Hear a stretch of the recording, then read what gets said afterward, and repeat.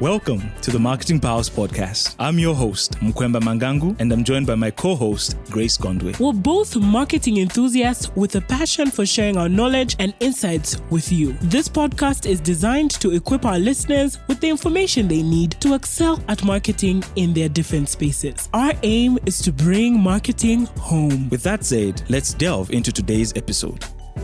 Hi, Grace. How are you? Hi, Mukwemba. I'm good. How are you? I'm good.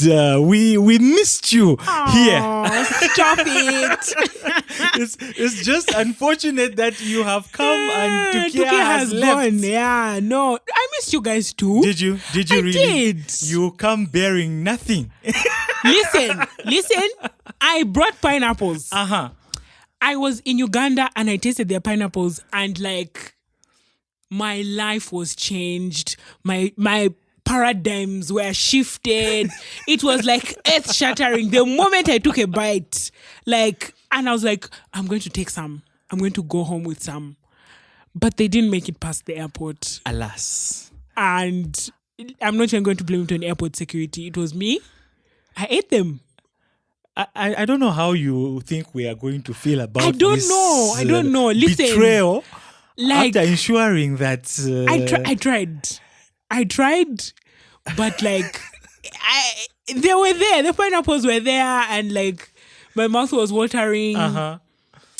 So I bring you stories. You bring me stories. I bring you stories of the most juiciest, sweetest pineapples you've ever had. And we have nice pineapples here. Yes, but it's hit or miss. Okay. You go and buy, it's nice. Then you go and buy, then it's not nice. Yeah, you never know what you're going to get, yeah? I did not take a bite of a single pineapple that was not juicy. That disappointed sweet. You. And for that reason, I don't know what God is going to do, but he needs to take me back there to go and eat some more. Must be nice. It was. No, love it. No, truly, we missed your presence, but we were fortunate enough to have another lady in studio. Yes, so someone saved the day. Exactly. But I know that I missed an amazing episode. I've heard some of the testimonials and all of that, and I know it was an amazing episode for sure. Thank you so much to Mono for holding it down. Yeah. Shout out, Mono. Yeah. Okay.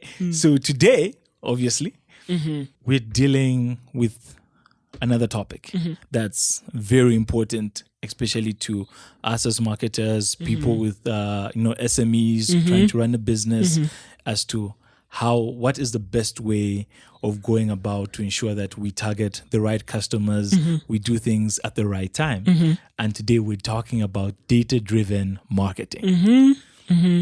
We've, I think, touched on data-driven marketing in a couple of previous episodes. Yes. But only in passing. And we're going to do a kind of unveiling. We'll, touch on the basics of it. But I think an objective that we have is in a future episode, bring an expert on, to come and go a little more in depth to discuss, the value of data and marketing. But we will do our best to give an opening or a laying of a foundation for it. Exactly, because we're unveiling, they'll come and dissect. Yes. Demystify what's being created. So with that in mind, what is data-driven marketing? So when we talk about data-driven marketing, we're talking about essentially a process of utilizing data and analytics to inform marketing strategies and decision. It's about collecting, analyzing, and interpreting customer data to better understand their behaviors, preferences, and needs. And as marketers, we understand that understanding the customer's behavior, that's where the money bag is. Because when you understand what they need, you understand their preferences, then you are able to design a product that will meet their needs and secure that purchase that you want to secure the bag for you. Yeah, and which is, as we keep saying, I like the fact that you've just brought in the aspect of consumer behavior as well. We need to continually think about try to put ourselves in the shoe or in the minds of the customers. What are they thinking of? Because once we do that, it makes everything else easier, and we can make very targeted and informed decisions. Because another thing I keep mentioning is we always need to realize and acknowledge that we only have an infinite amount of resources. Yes. Okay, so we can't just go targeting everyone. So you need to know exactly who you're targeting. And we also, we speak about this because we know data-driven marketing allows SMEs, small businesses to create more targeted and personalized campaigns, Right, yeah. which will result in higher engagement, conversion rates, and obviously a return on your investment. Yeah, exactly. So our objective with this podcast is to bring, some of these big concepts and make them as simple as possible so that you with your small business or you as an individual, who's trying to build even your personal brand, whether you're a marketer or not, how can you leverage whatever resources you have available to you, to make the most impact? And that's one of the things that data is able to do for you. We were just discussing before we started how we're like going over the conversation of like, we'll talk about some of the tools you can use, and some of them can seem like really big and really abstract and like, someone can feel like, I don't know what to do. I don't know where to get these things and how I can use those things. But, when we talk about it from an SME perspective, when you have your Facebook page that you use to sell your products, to run your business, Facebook provides analytics. It will provide information for, who's engaging with your content, how many clicks are you getting, how much engagement, and so on. Yes. That's actually analytics, right? That's information about your consumers that you can use at that basic level to inform. For instance, Facebook will suggest posting time, right? Yes. Facebook will suggest, your Most of your users are up at this time. So if you're going to make a post it at 8 p.m. or post it at 10 a.m. or post it at 12 noon, because that's when you get more viewers, that's when you get more clicks and so on. So yeah, just wanted to highlight that. Oh, and very important. So it's not just the small SMEs that are using data analytics. If anything, the people that really take advantage of data analytics are the big guys. Yes. Yeah. Okay. So we have companies like Netflix. Okay, so I was doing this whole deep dive. And so you realize Netflix has over close to 139 million subscribers. What does that mean? Okay, that is a data landmine. So is landmine the right word to use? A data mine. A data mine. A data mine. Yes, data mine. Sack of gold. Yes. That they're sitting on with all this information about what people are doing. So we might go to Netflix and think everything is just, it's very deliberate. We always say this. We always say this. We've said this before. Even when you walk into ShopRite and see how the food is arranged in the aisles, from a marketing perspective, nothing is accidental. Everything is very, very well thought out. Exactly. And that applies because we are thinking about why you're doing what you're doing, what is provoking you to do what you're doing. And that's what drives the use of analytics. Exactly. I'll tell you what really blew my mind away. Netflix actually went ahead and used this information they have to create shows. Okay. So a good example is that of House of Cards. Okay. So House of Cards is a remake of a show that was done. It was of a British show. Okay. So what ends up happening is they decide we're going to make an American version of this and just, the whole political scene. So it's about politics, essentially. Okay. And then they went and said, most of the people that watched this British show actually enjoy this actor, Kevin Spacey. All that very deliberate. So that's what they used to cast him. Yeah, I see. As the lead actor in that show. And the show took off. So because they already had this notion. So even some of the shows you watch, it's very deliberate. I think earlier on you just mentioned. I mentioned Bridgerton. And there was the first season. There was the second season, and then there was. I think I see it very clearly with them creating Queen Charlotte. Yes, right. That was very clearly like them seeing, look, this has taken off. There's so much interest. People love this series. Let's give this particular character who has gotten all of this love and attention from these fans her own, let's explore her story. So, I'm not a big watcher of series and I'm not a big watcher of movies.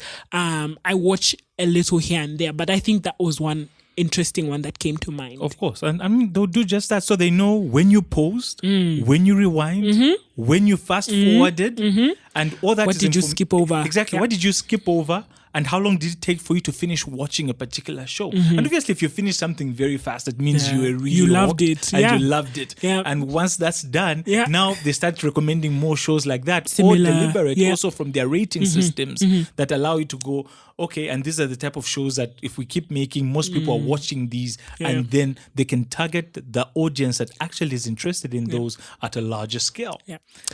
It's very fascinating from a human behavior perspective that we ourselves take our own behaviors for granted. Like, I think it would be very interesting if you observed yourself and took notes and made learnings from your own behavior, because these big businesses and big organizations are making money off monitoring our behavior. Exactly. You know, you binge watch a series and it's like, oh, I just binged it.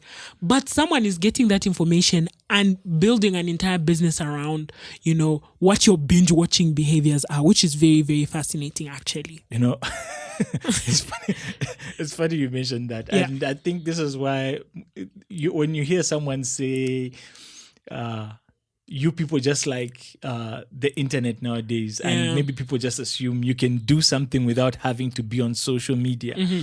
And you're thinking, look, we need to move with the times. Yeah. We're very locked in a very digital marketing age, and we need to take advantages of the tools at our disposal. And I mean, I understand some of the points that get there and how people wasted their time doing absolutely nothing. Yeah. But then that's just one aspect. Well, someone else is doing nothing. Someone else is making money. And there's ways, like when you talk about analytics, for instance, there's ways beyond social media. Let's say, for instance, I decide that I don't want to have Facebook, I don't want to have Instagram, I don't want to have all of these things. My email is still a tool that a marketer can use to send me information, to target me with advertising for the things that I want based on the kind of things that I'm interacting with on the broader internet, right? Yes. Maybe from my Google searches, from, you know, the pages that I'm interacting with. Maybe I'm interacting with information from a particular kind of author, right? Yes. Google now will tailor their responses. They have an AI thing in there. Yes. And, you know, even your searches will come up a certain way based on your interactions. So it's really not just social media. It's the whole internet that can be used for analytics purposes, you know, including email marketing. It's funny you've mentioned that. I think I've heard people who go as far and say, you know what? I was talking, let's say, for instance, I was talking about cars. Yeah. All of a sudden, I open Facebook, they are showing me pictures of cars. Like, anyway, I guess we'll get into the ethics of all that. No, I mean, I don't think they're hearing your voice. I mean, I'm not the most tech savvy in that way. So yes. I don't think they're hearing your voice. But the truth is that chances are that you searched for it. You searched for it. You typed a search in your Google search, in your Facebook search, in your Instagram search, and based on your search, and don't even make the mistake of doing that search twice. Maybe once you can get away with it, but twice they'll be like, here's your food, eat it. So, I mean, I think the other thing is to understand that to an extent, you kind of determine what you are advertised, what you're targeted with, yes. right? To an extent. When you interact with a particular kind of content, when you, click on a certain kind of page, the algorithm, somehow it always comes back to the algorithm. Your algorithm will then evolve to where that kind of information is coming to you. So, you know, for someone who's like, I don't even know where this is. No. You clicked on something, you know, you searched something, and then that's why that is coming. That's up why that you're in way. that situation. Yeah, and this is just how we open up. So now I think we've just broken down what data-driven marketing is, some examples of where you can find it and how you can use it to your advantage, its importance, obviously. And now we're just going to, I guess, let's get into it more and talk about how we go about leveraging customer data and the types of customer data that's actually available to people running pages on Facebook, Instagram, Twitter, and just your SMEs, YouTube as well. Yeah, so again, taking that example of the small business owner, right? You're using your Facebook, you're getting your analytics from your Facebook page. There's demographic data, right? At bare minimum, you get demographic data. So there's demographic data, there's transactional, like people who run e-commerce businesses, you'll be able to track who's buying. If you follow like Instagram influencers and YouTube influencers, they'll tell you about their like to know it. All of the products that they are, influencing you to buy, they have their links in their like to know it, and they're tracking analytics of how many people are coming from my Instagram and going to my LTK, yes, and how many people are coming from my LTK and going to this Amazon shop, yes, going to this, what would it be in Zambia? What's a Zambian store that I can give an example of? Oh my goodness, Mangishi. If we're talking about clothes, Mangishi, the fashion, they make clothing and stuff. So who's coming from my like to know it, going to Mangishi to go and buy, right? Yes. They're actually able to trace how many clicks they're getting from this particular influencer's page going to make sales for this particular store that is linked. So that transactional information is there. Behavioral information, how many clicks, how many interactions, who commented, who liked, who reacted, etc., etc. Those are the different kinds of, customer focused data you can mine. Now getting into, yeah. Because on the other end, say for instance, our TikTok account, I think most of the views we're getting, I think about 64% female. So now the question is, do I read Taylor? What are we doing into? No, I mean, and that's the interesting thing about data is you get numbers, but you then have to think about what does it mean? Yes, and how do I use this? What do we do with this information? Yes. So it could mean that women are more interested in getting marketing information. Yes. And it could be beneficial to continue to sell it that way, yes, to get more women listening. Or it could be homework for us to say, look, what about our content is not appealing to a male audience?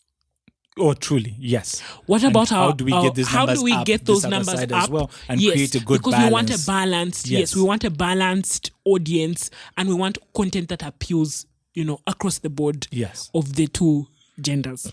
Yes. No, I think when we keep making the pause tips, I guess now we'll be able to which see. we'll be able to mash it up a little. Maybe it's because you are doing those pause tips most. Maybe the ladies are like, maybe I'm not that bad looking after all. No, listen to whoever you are who's listening. Nyumbu beats. She'll beat you. But yeah, that's an interesting word. Fantastic. Fantastic. So that's about how we go about leveraging data. So when we're leveraging data, another thing that we need to be wary of is obviously what techniques are we using for collecting the data. Okay, so to our disposal, and I need to do this also in such a way that, because there's some people who are still very traditional about how they go about collecting data. And so we're not sticking to the fact that collection of data is only done online. So there's people who will still go out and print out the survey, a survey, a poll of sorts, and just when people come into their stores or before they leave, they give feedback. This. And when you sit down and actually look at, this is so many people, if this is a salon and so many people are saying, we would like to get our hair washed with this product, you realize if you get that product, you get these people to stay there for a long time. Exactly. So, but then we go back also to the digital edge. As we're born after computers. I'm going to expose you. Are you sure you were born after computers? No, but listen. Yes. We are young. Ish. So obviously now we've got website analytics, and these are the things that we've been mentioning. Monitoring your social media, creating loyalty programs, and that's just so that people can come back. And it creates that traffic, and people now can notice that this person is coming back so many times. I think this would be a good point good place to segue and to just add that there is an ethical consideration, and it's becoming more and more of an issue. There are ethical considerations where people are saying, you are in my business. I don't want you having this information. Maybe I do want to interact with your website, but I don't want you to follow me around and see everything that I'm doing and get this information. And, there's issues globally about, privacy and who should be able to track what kind of information should you get. And there's been scams, there's been scams that have come out of people getting access to people's personal information that they shouldn't get access to. So I think it's just to caveat here and say, we want people's information as marketers. We want, that information because we want it to inform how we do business. But there has to be a point where we are well informed about what is the most ethical approach to do it. What is the most ethical approach to take? And then I think another thing I want to add here is what analytics is getting, especially when you look at it from the perspective of social media, is they are getting information about what is at the moment the most valuable resource in the world, which is people's attention. Yes. The more attention you pay on social media, the more money that these businesses, all of these are able to make, right? So it's a whole big conversation around the ethics of it, but it's good. It's a good consideration to have that even as you're getting this information. If it's with a survey, we do the bare minimum of saying this is anonymous. We don't need your name, we don't need your, your address, etc., etc. But online, they'll gather your email addresses. Of course they will. They'll gather your digital information from your digital footprint. So it becomes a little bit more tricky. So it's just something to think about as you're exploring how you can use data. And that's why a lot of people, I feel like even every app you download, every website, they will always, because even if you're applying for like a job on a website, okay, they have your information, but usually you need to like tick and give consent for that data provided. And they'll probably tell you this information that we've received that's of you will only be used for in-house purposes and things like that. And most of us don't, a lot of us probably tend not to read through those fine prints. You just, terms and conditions, you just know it's long and you're just like, yes, start choosing application. And I think in the Zambian context, I think we haven't come to a full understanding of the power of our data. And it's a very big conversation. I feel like there's still a lot of us that are under the radar because the level of reach or the level of access to technology and to the internet and so on, like we still have a way to go, right? But there's still quite a big base of us who do have access to the internet, who are using social media, and people can make money off of that. So I think we need to come to a point, even as I'm speaking now from a consumer's perspective, where you realize that your information is valuable. Someone is willing to pay money for it, and you need to realize that your information is valuable, and where necessary, you need to take precautions to protect yourself. Oh, that's so true. Actually, I think we should have a conversation in the future about that. And it would be nice to actually go into the aspect of how is it done in the Western world or other countries and how we're doing it here. Yeah. Because you find that in Zambia, we tend to be very, very careless about throwing out our NRCs. Oh, this is this. Everywhere you go, your money, you're trying to deposit, you sign, you put your phone number, you put your NRC number, and you leave. Oh my goodness. It sounds easy, but no, that's what the scammers are doing. People come through, they're like, okay, these are details, I've got the NRC number. That's your personal information. I think I posted it on my WhatsApp. I've had financial institutions that I've had zero interactions with. I have never interacted with Zfin. Let me just check my SMSs. I've never had any business with Zfin. I get messages from Zfin every other day. 18th April, welcome to Zfin Loans. Get the best loan offers from Zfin today. Zamcash. Is there something you're not telling us? Do you need help? I don't have. I promise you. I have never. I mean, Zamcash is closed now, but like, I promise you. I have never. But there's been like one or two other businesses that I've gotten messages from saying, hey, do you want to borrow money? how did you get my number, bro? That's actually a good entry point into when we talk about tools and technologies that are available in data-driven marketing. Okay, so the only problem here is that we're now having the conversation of how do other people get access to this information. Okay, because we, on one end, we acknowledge that maybe they buy this information. I'm assuming it costs a lot of money and people are going to pay for it. I mean, because that's the power in it, actually. in the Western world, people will pay for analytics. And, yes. There's a whole, I would like for us, like we said, to have like an expert. Yes. Come and have this conversation with us. But people pay money, for this kind of information. They do, because now most companies, at least a well-meaning company, is going to have certain information, such as CRM systems. Yeah. Okay. Now, this, if you don't know what CRM is customer relationship management software.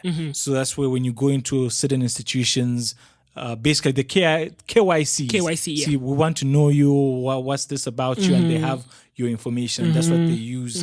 I think we've seen that at a basic with telecoms companies. Yes. And there's been a few times when they've been transitioning systems and stuff, and they'll be like, hey, if you don't come and update your information, we'll block your phone number and stuff. I think I've had it with MTN. I think when I don't know what was happening, they said you have to come and bring your information, and then that's one example of what it does, right? So, and from a functional perspective of what tools like this do is basically they enable us as marketers to track interactions across multiple channels, segments of audiences, automate marketing workflows, and measure campaign performance. Yeah. Okay. And this is why I would like to keep emphasizing that there is no reason as to why people should sleep on using social media and the information that they get from there. Exactly. Because all these allow you to, going back to the aspect of you have an infinite amount of resources, and if you use it rightly, you will make a greater impact on what it is you're going to do. Because in everything that people are doing online, we cannot speak of data-driven marketing without, of course, mentioning the fact that there's constant machine learning that's going on. Yeah. Okay. And people are creating these softwares in-house to ensure that back, even just we talked about Netflix, they're learning these patterns. So it's not like something that just happens. The machine is learning, it's taking it all in, and then using that to get into what we now refer to as predictive analytics. Okay. Which basically will enhance the capabilities of data-driven marketing. Yeah. And I mean, the argument could be that we want to enhance the user's experience. We want to make it better. We want you to not have to think too much about when you log into your Netflix, what do you want to watch? Because we have a lineup of things that suit your taste that you want to watch. So from the perspective of the small business owner is, what would it look like for you to have that kind of information about your consumers at your fingertips? What would it look like if you were able to, go into your Facebook and, look at the analytics there and be like, okay, maybe this kind of content isn't hitting so much, but this kind of content is hitting more, and I'm able to get more users. I'm able to get more actual purchases, when I craft my content like this, or when I communicate my message like this. Exactly. So it's really an amazing tool. Oh. And that is the power of the internet world that we live in. Yes. It changes everything and makes our life that much easier. So if I walk out of this room and I get a message saying, would you like to buy pineapples from Uganda? It's not it's not impossible.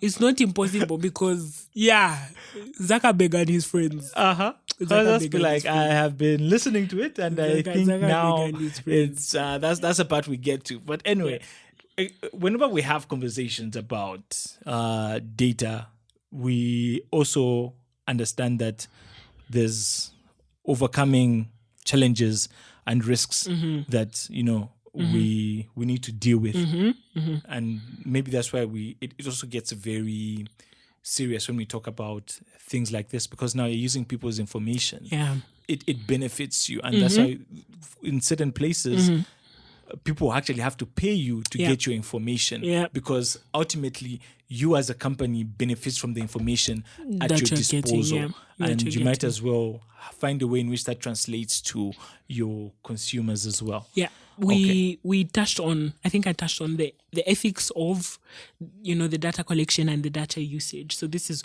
where that comes in, that make sure that you've made as many as reasonably possible, in terms of, as you've done as much as reasonably possible. Yes. To factor in what are the ethical considerations, and how can I make sure that I'm operating within the bounds of even the law, Yes.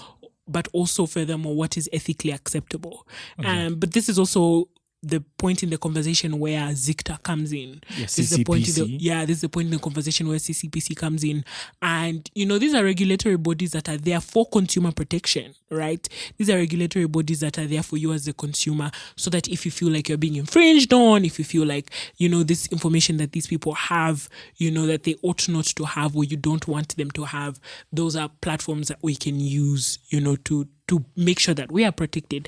And you shouldn't be afraid to complain, because this is your information, this is your life. And if you feel like, people are overstepping their boundaries, there are those platforms to protect Do you. just that. And I think this is where also, like, from a governance perspective, where these organizations need to continually foster a culture of ensuring people are data literate, and also know how their data can and can't be used Yes. by different organizations. Yes. Have a bare minimum as a small business. Have a bare minimum of even a disclaimer, a small statement about your approach to data protection. Like, you're interacting with us, we're getting this information, we're only going to use it for such and such purposes. Some businesses will tell you we'll have this information for such and such a period of time, after which we are required to destroy, delete, etc., etc. So, the internet is a very powerful tool. It can help you with, what is a clause or what is a statement that you can make to say, we don't want to disrespect you, your privacy, but this is information that we're gathering from you interacting with our business. This is the information we'll take. We respect your privacy, and this is our approach. Yes, exactly. You have to be transparent. Exactly. Exactly. Yeah. Which is funny, because now I was just thinking about the fact that I don't know what type of lawsuits we would have if certain celebrities from Coachella came to Zambia and saw their see all faces. these images of them in our barber shops and saloons do this hairstyle, honestly, and some actual billboards. Like, it's ridiculous, and you're thinking, it's like, wow, are you who was does he know? my marketing manager? Does she know? My marketing manager. What is Will Smith doing on that billboard? Bruh. There was, I think, a couple of years ago, a named boutique was using pictures of this influencer who's based in the US, but I think is of Zambian origins. Okay. She called them out. She was like, look, if you want to use my pictures, well, I'm good. But like, tag me at least. Yeah. Or pay me. Like, say that it's me. Like, at least let me get the traffic to my Instagram when people see. Like, you're not going to just use my pictures to sell your products and not give me any credit for it. And it's like, we really take for granted, the legal ramifications of some of these things. Yes. And, it's important to be very, very careful how we approach some of these things. And that's why we need to educate people more. I think even just like from a class perspective in strategy, we talk about, I think there was a case with Shodo and a Zambian celebrity. Yes. And all this went into court. I don't know if they settled it. I don't know if it's resolved. Yes, so I guess we won't get into that. Yeah, no. we don't want troubles. We don't want troubles, but that's the point, right? Like, we need to be wary of the information that we're using. Are we allowed to? Are we not? So when we talk about the challenges, it's the ethical considerations we have of using customer data, ensuring transparency, getting their consent, and respect for individual privacy rights. Yeah. Very, very, very important. Exactly. And it mustn't be taken for granted, because the thing about the internet doesn't forget. No, it doesn't. The internet has a They'll trail. wake up. You think people have moved on? Someone one day will just wake up and They will have a put it screenshot. back in your face. Receipts. They will have a what? They will have a what-ish, man. And it will be like 5 years down the line, you're running your business, you're successful, and someone's like, you didn't ask for consent to use my ABCD. Exactly. Or you had no policy for what, and the law will come and bite you. So it's very, very important, I think, to be very forward thinking in how you approach this. No, I think it's just that we are, as a nation, obviously compared to the Western world, we're still very, very behind, and we're also equally trying to catch up. But with all these scams and things happening, I actually believe that there's a lot of literacy that's going to be done. Like, people will be taught what the importance is, because it's only going to get worse from here. Exactly. Of course, people are getting more and more sophisticated as time goes on, and now we're living in a very digital world where everything is being done from your phone, from your laptop. You don't have to walk into buildings and show your physical presence. So it's going to be very important that this is taken care of. That awareness is built. Exactly. And I think, to me, it says, for there to be a syndicate that like that one that was busted, it means that there's money. It means that there's money to be made here. No, there's really money to be made. It means that there's money to be made. Advantage of it. And it's like, look, you're scamming people. Like, maybe that's even the last money that they had, and you took it. Right? Yeah. But the flip side of it is, it means that there's opportunity. There's opportunity in terms of, this is a consumer who has this money. How can I legitimately, get business and get this money by providing value to them as a consumer? Yes. So to me, it says that there's a lot of market potential in the country. Yes. But we just need to figure out what systems can we put in place so that we get those monies from them, but provide good value in exchange through a product or a service. No, true. And also to just people in like the telecommunications to do better for us as consumers. Yes, as consumers. Exactly. To be a subscriber, to be a user of your service, I'm trusting you. I'm trusting you with my information. I'm trusting you with my money. So can I get some consideration in terms of a commitment to protecting me as a user? Exactly. Because it's getting too easy. It's getting too easy. Bruh. People are losing money. Bruh. And now you're thinking, should I just take it straight back into the bank? Can I? And really, that's actually something. That's something, like, as a service provider, mobile money is very, very convenient. Yes. But these scams, the analytics from these scams should tell you that we are not feeling safe. No, as users, we're not feeling safe. Help me build trust in me as a consumer, by creating some guardrails for me. Yeah. No, that's fantastic. So now that we've had this conversation, obviously we also look to the future trends. Okay, we've acknowledged that from here on out, things are going to keep changing. What are your predictions for the future we look forward to? For the future that we look forward to. The future our children will live in. A lot of AI obviously is getting into more and more of that, and that's a whole big conversation. But I think in the Zambian context, we're going to get a lot of, or I foresee a situation where we begin to get more, as we begin to get better at mining the data. Yes. Personalized marketing. Yes. And I think we had this conversation. We had this conversation when we spoke with Tanya about how there isn't as much like personalized marketing in like tailoring a product, for you, and that is growing, and as that grows, as we as consumers evolve and our palettes broaden, there'll be a desire for more of that. So I think I see a place and a time where there'll be more personalized marketing. But I also foresee a place where businesses will understand more the value of my information, me as a user, that first party data. Yes. That's your email, your phone number, things like that. Are you married? Your age? Yes, your age, all of that super personal information. They'll understand more the value of that. And so service providers who are able to give that information to business or generate that data for businesses, I think there's room for those kinds of businesses in the future. Yes. And the same way we go back to first party data. Okay. All that information allows them to make money. I keep saying this. Yes, because it always comes back to that. Yeah. If you have that information, let me give an example of you have a bakery.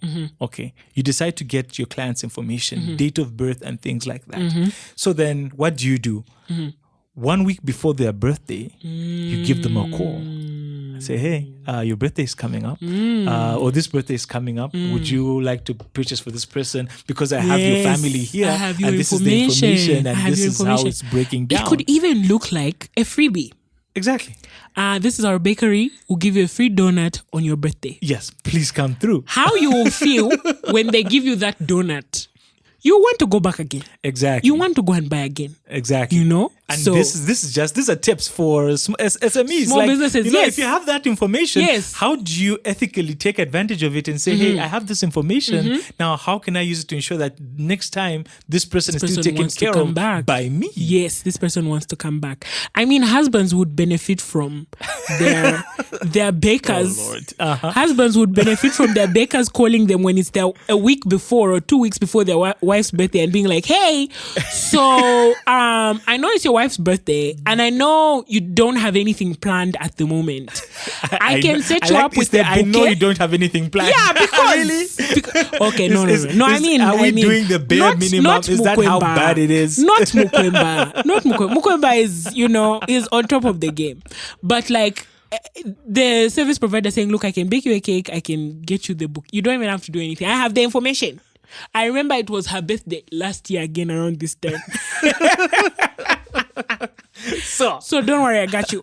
We have you covered if you can just confirm with the payment. Yeah, that's your repeat purchase right there. Exactly. Secured. Exactly. And that's how you make money. And I feel like we are not taking advantage of that enough. Yeah. We have the information, we have the tools, but people take it for granted that they have this information and just I just have a list of customers. I can tell you how many customers I have. Okay, fine. But what can you do with the customers with that list you of have? Customers? Yeah. Really, really good. That's really good stuff. Adaptation and innovation. What are we foreseeing there? What can businesses do in terms of adaptation and innovation? I think in that regard, companies generally just need to continuously adapt, innovate their marketing strategies to keep pace with the ever-evolving consumer behaviors. So technological advancements and regulatory changes that exist. Because as time changes, all these things are going to keep evolving and changing. And a good example is obviously the things we do now, the people that come after us have a different notion. The people that